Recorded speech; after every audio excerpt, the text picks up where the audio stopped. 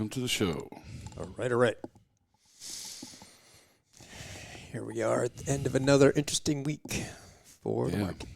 First week of the month, and it just keeps on rolling. Yeah, not a great week, but there's some potential optimism going forward. We got a bunch of good, interesting things to talk about. Yeah, something that's going to make us feel optimistic. I do, actually. Oh, wow. I was feeling pretty pessimistic this morning looking at the market. Well, the VIX, I think, is an interesting thing because usually the market's going up, right? It spends most of its time going up versus going down. And when the VIX is high, it means that most people look at it like there's a lot of fear in the market. And if you're short and the market goes up, there's fear there, right? Because you can lose a lot more if you're short the market and it goes up than you can if you're long the market and it goes down. So when the market's at all-time highs and the VIX goes up, it's because the market goes down.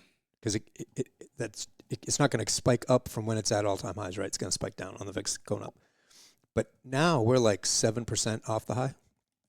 So when the VIX is high now, it can spike. Price can spike in either direction, which makes life very difficult. Yeah, that's why they say it's a volatility index. It's not really a fear of the market collapsing. It can spike in a lot in either direction, especially when you get off the high like where we are now. So if volatility keeps you up at night, it's a rough place to be right now. Oh, I think it's keeping a lot of people up right now. Yeah. I mean, I think I think now more than ever, if you watch this show, if you are a member of our site or aren't, either way, if you're in our Facebook group, now is the time to tell your buddies. Now is the time to be that friend and share this stuff with them. All right. I know that sounds self-serving. It does. but it's true. It's true. Yeah. There is no more time now in the last 10 years, I would say at least, that we've been in a position like this in the market where, all the ride or die CRS, I'm everything. A lot of people I know, quote unquote, particularly on social media, are just in a whirlwind and they don't know how to back out of their stance, right? A lot of it becomes ego and things like that. Yeah, they just don't know what else to do. They feel locked in, and you're not locked in. And so I don't know any other podcasts or websites that put in as much analysis and much analytical work as we do. I mean, it's our full-time job. It's what we do all week. And it shows, I think, again, self-serving, patting ourselves on the back. But when I'm looking around and I see people in this, in this strange place where they're not sure what to do. I mean, I don't remember the last time, if ever, that you paid attention to the market where the S&P 500 went sideways for so long. Yeah. And now it's crossed out of that channel on a downward slope. Yeah. So could just as easily take a nice little leap up. Yep. Absolutely. This is not a doom and gloom speech. But there's a lot of people that are just like, what do I do? Well, what you do is you just pay attention. You get into these conversations with people that understand what you can and can't do and what you should do and shouldn't do. And just now's the time to share this stuff with your friends. And so if you've been on the fence of I don't want anybody to know that I'm so involved with my TSP. I don't know what would keep you from sharing it with your friends. But now's the time, man, because it's just there's so much going on. And I see the angst, particularly in our Facebook group. And we've got 40,000 people in there. I think it's a good barometer, even if, 10,000 of them are bots or whatever. Yeah. I like to think they're real people because we try to vet it really hard, but, it is what it is. But let's just say half of them are active people, 20,000. I feel like it's a good barometer sometimes when you see a lot of people saying, what should I do? Crickets, and not everybody's jumping on board with going, stay in, ride the wave or whatever. And I'm like, so anyway, I sense some anxiety and some angst out there, and it's well deserved. I mean, it's a crazy time in the market. I mean, I had a crazy time earlier this week. I got really lucky and I shorted the NASDAQ. Oh, nice. Pure luck, because you can't You can't time it's not pure luck. You Why did can't- you do it? You can't time the market. Well, I had an entry signal. Well, there you go. It's not pure luck. You use technical analysis and you had an entry signal. I watched it like a hawk for a day and got so scared that I got out. Okay, that happens. But it was nice, it was a nice. But that's the kind of stuff that you shouldn't do. Well, in TSP you can't do it. But Yeah. But because it just happened to be luck in timing. Lucky enough to see it in time to do something about it. Could have never have done that in the TSP. Absolutely. Now, sort of hold that thought. Yeah. And as we get to, or remind me, I guess later, as we get to the C, I have a couple of C fund charts that'll kind of go along with what you just said. Like you can see it coming sometimes. Yeah. Sometimes you can't. Sometimes that you are right on a decision point. If it does this, I'm going to do that. If it does the other thing, I'm going to do the other thing, and we're on it right now. Yeah, I mean, and I went like all in. I did the triple. What is it? What's the one? SQs. Yes. Yeah. It was triple short. Yep. Which means you could lose a lot very quickly. But you made a lot. You can make a lot. Yeah, and I didn't put a lot on the table, so I'm not trying to make myself out as being like some badass here. But my point is even knowing what I know, I'm sitting there watching it, going, man, this could just crush me. Well, it couldn't crush me because I didn't put that much, I didn't put my whole retirement account or anything in there, right? This was play money, in a brokerage account. So, but even then, being as confident as I was on the entry signal, the exit signal that sometimes is not going to be as bright and red, and it's going to be like, okay, take your. That's all I did. It was basically a swing trade, right? I mean, I looked at it and said, I feel like we got a good run up to at least this point. And this isn't just me either. I'm reading the crap out of every analyst I can find because they're going to give you some targets and not depend on it. But, my point from this is that even knowing all the things that I know and watching it like a hawk, it was still as anxious as it could be and not worth it because I don't think you should have that much anxiety when you're investing. If you do, you're probably outside of your risk tolerance level. You just are. Yep. If you have that much angst, you shouldn't be in there. I mean, that's kind of true. I wouldn't disagree, but it's like skiing, let's say. Which I hate too, but go ahead. I mean, you ski, you start on the bunny slopes, right? And that's scary. And then by the next year, the bunny slope is a joke, and you don't get that angst anymore. And so you start doing the black diamonds, and you get a lot of angst, right? And then you get good at it, and there's no more angst, right? It's practice. I mean, all the stuff takes practice. I get you, but you put me on skis, I feel like I'm going to die any second. I know you like the fireplace and give me the fireplace and the cocoa. No, I don't do skiing. But anyway, what do you got? Let's get into it. We got quite a few. Some of it's good.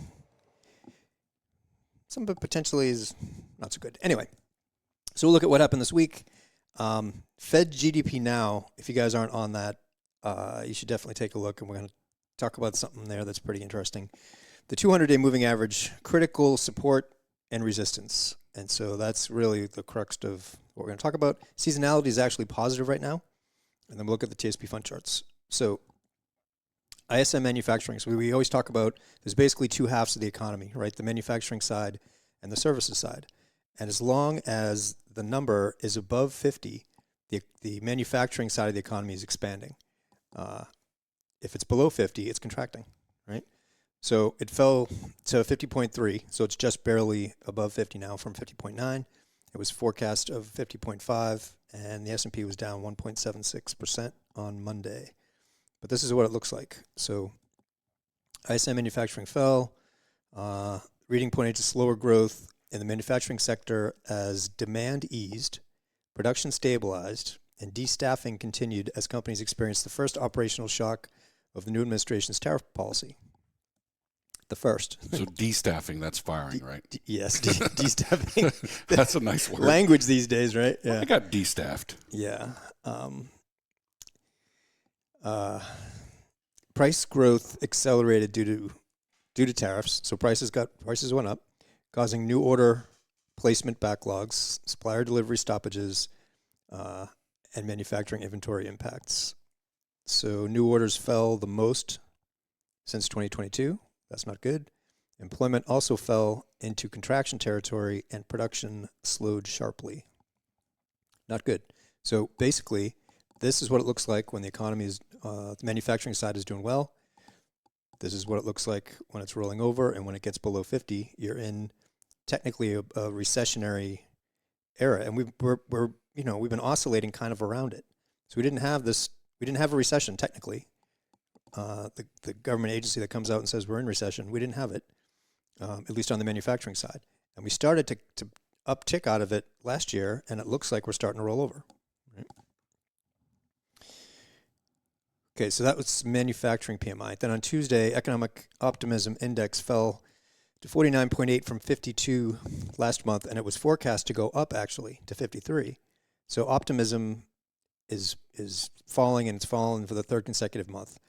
S&P was down 1.22% on Tuesday, and then Wednesday, ISM Services PMI, which is the other half of the economy from manufacturing, rose to 53.5 from 52.8. Mortgage rates dropped because yield has been going down, and we had a huge spike, 20.4% increase in new applications versus a negative 1.2% last week, and I think the week before that was like negative 6%. So a big positive spike in new applications to buy houses while the rates are coming down, which is, I guess, is good. I don't know how people afford it at 6.73%.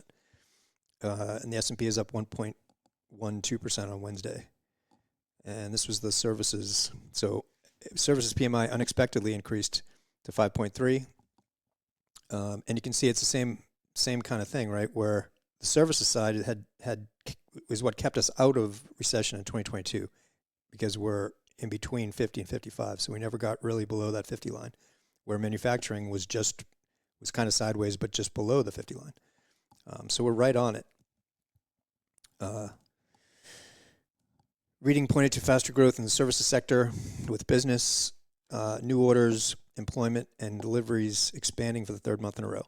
First time that's happened since May of 22. Inventories and backlog of orders also rebounded while price pressures intensified. Slightly slower growth in the business activity index was more than offset by the growth in the other three sub-indexes. Anxiety continues, however, over the potential impact of tariffs. Some respondents indicated that federal spending cuts have negative impacts on their business forecasts. That makes sense. S&P was up 1.12% on Wednesday. Thursday, we had initial jobless claims. Came in at 121,000 versus 142,000 last week. So that's a step in the right direction. The forecast was for actually 250,000. So they're looking for unemployment to go up, and at least on the initial jobless claims, it went down. So that's a positive.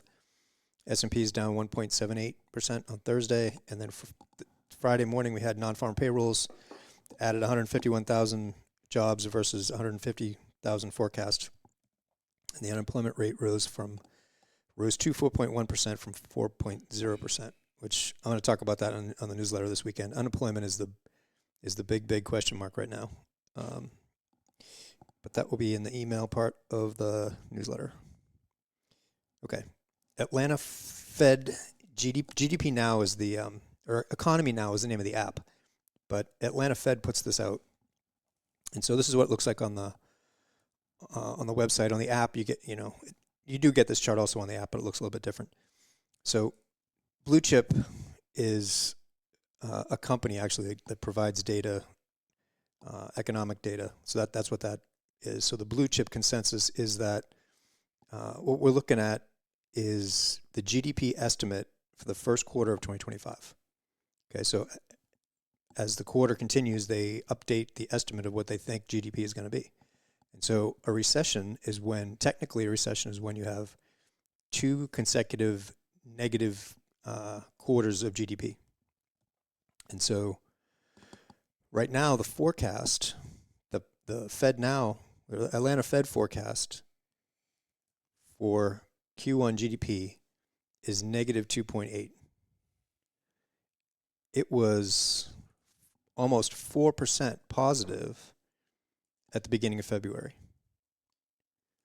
And it has absolutely collapsed. So you would think people would be doing jumping jacks right now, because if we get a quarter down here at negative 2.8, And then if next quarter is also negative, technically we're in a recession, and a pretty significant one, because, I mean, if you're starting off at negative 2.8, that's not good. But you don't hear people doing jumping jacks about it, because what happens is this.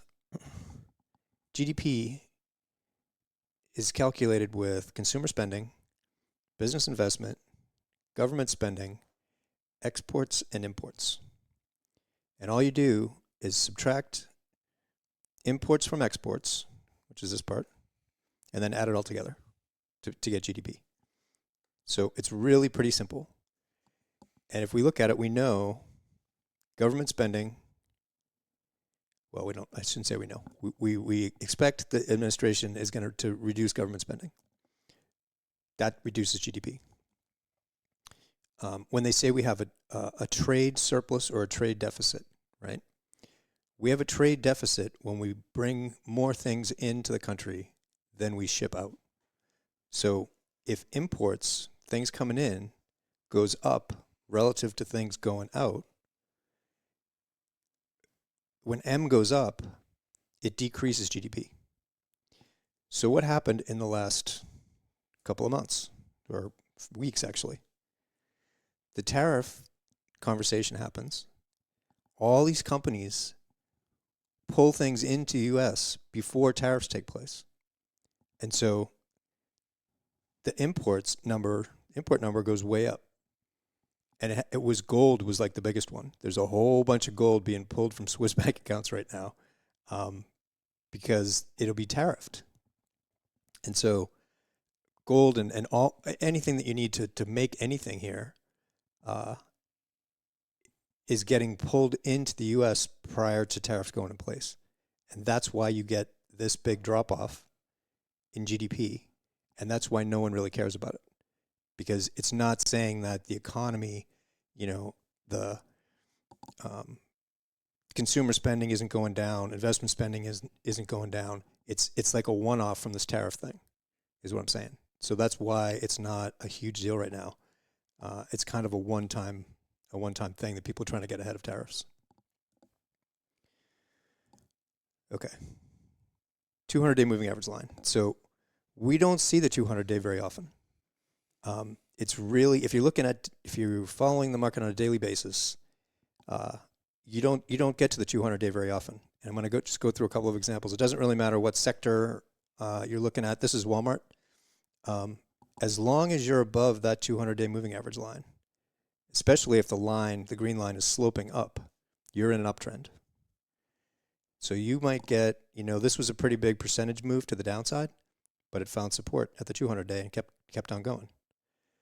When things are iffy, it's oscillating along that 200-day. That's the kind of range bound that we're always talking about. But once it gets back above there, it comes up, retests, comes up, retest, come up, retest. It keeps going. And as long as you get a positive retest at that 200-day, this is the time to buy it, right? If it closes below it, it's a time to sell it. Nothing good happens when you're below the 200-day moving average line, okay? So that's Walmart. And obviously now it's pretty far still above it. It's got a long way to come down before it gets there. ExxonMobil is a good one.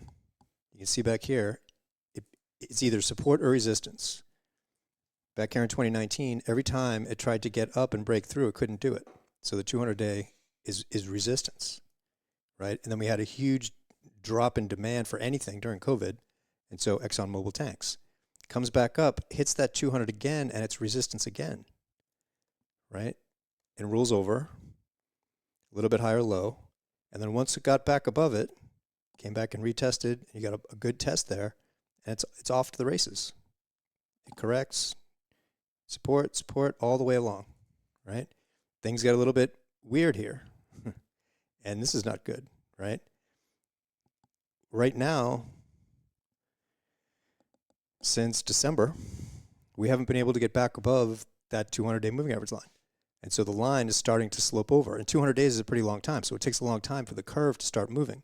But once the curve is going down, like back here in 2019, once the curve starts going down, price is coming up, hits it, and resists and comes to a lower low, right? It keeps going lower low. It's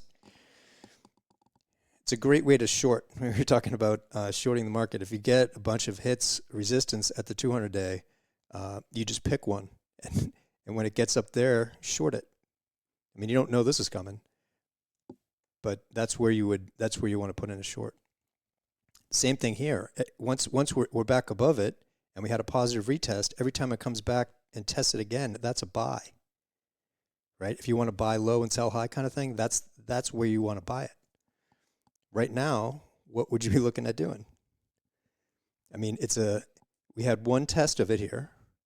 If it comes up, gets rejected there again, and closes below that low, that's a great short. You know? MicroStrategies is a good one because of the amount of money you can make. It's riding along the 200-day right here. COVID happens, right? Once it gaps up through that 200-day, it is rocketing. And you don't know that that's going to happen, but once it's above the 200-day, you're in good shape, and you just stay there. Came back down, tested it, was a positive test. Now we're not getting back up to new highs, so you gotta, you're not getting a V bottom. You're getting this sideways channel, which is a bear flag, right? And the expectation is that the market goes in the same direction of the prior trend, which was down here. So it's down, does this bear flag, goes down again. There's another bear flag. It's resistance there at the 200-day, down again, right? It's the 200-day moving average line is a really important one. And where we are right now, like once we got back above it, right here, we had a positive retest, positive test, right? So where we are right now is we had this week a positive retest at that 200-day moving average line. So this would have been a really good time to buy MicroStrategies as it hit that 200-day right there. And if it failed, you would just get out of it. You would just sell it. Like right here, if you had bought when it hit the 200-day right there, it failed. So when it went down, came back up and retested it and rolled over, that's the time you would have sold it for a small loss. But most of the time, when it hits that 200-day, it's positive. So the odds are when it hits that 200-day, you're going to get support and it's going to go higher. So that is a good time to buy it. Nvidia, right? Kind of the opposite. So we've got this rolling over in Nvidia. Came down, tested the 200-day there, couldn't get back above to new highs. Now it's down below the 200-day again and below the prior low. So it's more likely that Nvidia continues down from here. Doesn't mean it's going to happen. It's just the odds are that it keeps going down from here. And then, okay, what does all this have to do with TSP and what we were talking about before? So this is obviously a long-term chart, so we're going back to before COVID. And again, every time the S&P comes down and hits that 200-day moving average line, it's a good place to buy it until we get to here where it failed in COVID. Okay, and then once we got back above it in 2020, it stayed above that 200-day all the way until it broke down there in January. And then we had the 2022 bear market, right? And it's not, we got back above it and it rolled over. So it's not like you don't have whipsaws, right? We have above it a little bit there, above it a little bit there, a little bit here, right? But once you get this rounded bottom and it does start getting above that 200-day, when it comes back and tests it, we have a little bit of an overage there in 2023, but for the most part, the 200-day is really good. And so what I'm getting to is, this is the kind of the optimistic part of this. It's not even optimistic. It's a decision point right now. That's what I was trying to say before. We are pretty much right on that 200-day moving average line. So while there is all the angst that we were talking about, this is a decision point. I mean, it's Friday morning as we're recording this. Yesterday, the CNN Fear and Greed Index closed at 17, which is extreme fear. And so extreme fear usually corresponds with a bottom in the stock market. And we're at the 200-day moving average line. So I'm not saying now's the time to pile into the C fund. But what I'm saying is you could do that. You could look back and say, okay, every time we come down and we test that, 200-day, it moves up from there. And if you want to take that risk and buy it here, you could be buying it at a serious bottom. It could be a great time to buy the C fund. If you want to wait for it to find support and give you a 1-week uptick, that would give you more kind of confidence that it actually did find support there, right? That might be a way to do it. But it's a decision point right now, which is the value of technical analysis. So yes, there's all kinds of angst and emotion and everything, and we're 7% off the high and all that kind of stuff. But the reality is when you look at it on a chart and you have some guidelines like the 200-day moving average line, this is a decision point. And it's just based on your circumstances and risk tolerance at what point you want to take advantage of that decision point. So that's the daily. So if you looked at it weekly, okay, we're going back here to, this is 1998. So as we're going into the top in 2000, it's a weekly chart now, right? So the green line is a 200-week moving average. The purple line is a 50-week moving average, which is almost the same as the 200-day moving average. So we're looking at a weekly chart, but we can put on there essentially the 200-day moving average and the 200-week moving average. So you can see it usually gets support at the 200-day or 50-week moving average line. Once it breaks down through there, it generally finds support at the 200-week. Now this is the bear market from the tech rollover. So once these two lines cross, you don't want to be in the market when we're below the 50-week moving average line, obviously, and definitely not below the 200-week. Once they cross back up the other way, we've been, the 50-week has been above the 200-week since 2010, right? So we've been in this. It's one way to quantify an uptrend. That cross was the beginning of that, massive bull market that we've been in. And so again, where we are on a weekly basis, we're back to testing the 50-week or the 200-day moving average line. And in the big scheme of things, once we got back, right, from the bottom of 2009, once we got back above that 200-week moving average line, there's a little bit of churn here, but we keep testing it, right? Had a little bit of overage from COVID, but even we tested it back there at the bottom in October 2022. And so it's inevitable that eventually price will come down and test this 200-week moving average line again. So if it does it, say, for the next several months, it's a pretty big move down. But the next big long-term place to get back into the C fund is when it's hitting that 200-week moving average line, because that'll be down 25 or 30, 40%. And by the time that would happen, this green line would be up to the top from 2022. So even though, if you're in the G fund right now, that's what you're looking for. This would be a great time to get back into the C fund if price got, back down to that 200-week moving average line. Okay. Seasonality. So this is a pretty optimistic kind of way of looking at things. So Seasonax is a really good website. You have to pay for it. Somebody had put it out on Twitter, but they do really, really good stuff. This is the post-election years going back to 1929. So they check all the post-election year blocks for the S&P 500, and they put it up on this chart, and this is the chart. And so this is basically where we are right now. So this is the average of all those years. You got a drop-off into the end of February. That's where we are right now.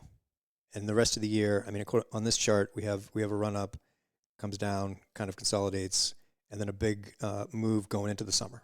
Okay, this has us peaking sometime in July. Not too much different from Stock Trader's Almanac. So same kind of thing, right? Post-year election, so we're looking at roughly the same data. We're only going back to 1949 in this case. The other one went back to 1929, so that's why it's a little bit variance in the data. But incumbent party loses.